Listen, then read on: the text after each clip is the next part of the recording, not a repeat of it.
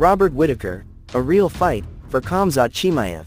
Joe Rogan thinks Robert Whittaker will present a serious test for Khamzat Chimaev. Chimaev and former middleweight champion Whittaker will square off in a 5-round headliner June 22 in Riyadh, Saudi Arabia. The main card will air on ABC. Whittaker is coming off an impressive win over Paulo Costa at UFC 298.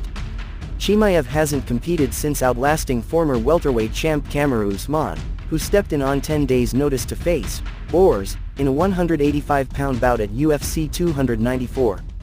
Whittaker vs. Khamzat Chimaev in Saudi Arabia. That one is going to be FC King Wild. That's a wild one, Rogan said on a recent episode of The Joe Rogan Experience with Joey Diaz. That is a wild fight. Whittaker vs. Khamzat is legit. That's a real fight. That's a real fight for Khamzat because Whittaker is a big dude. He's a big, solid, beefy 185, former champion. Both guys started at 170, but it was too hard to make the 170. That's a real 185er.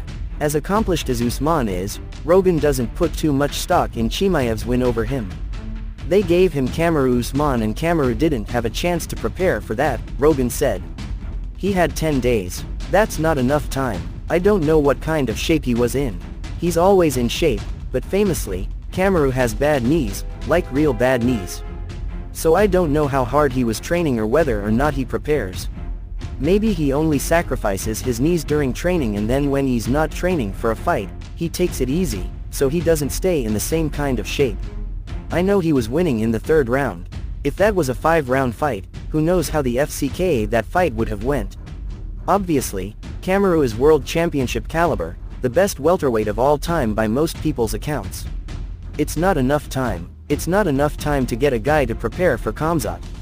At least we got a chance to see what Khamzat looks like against a world-class, world championship caliber fighter. This is a big one.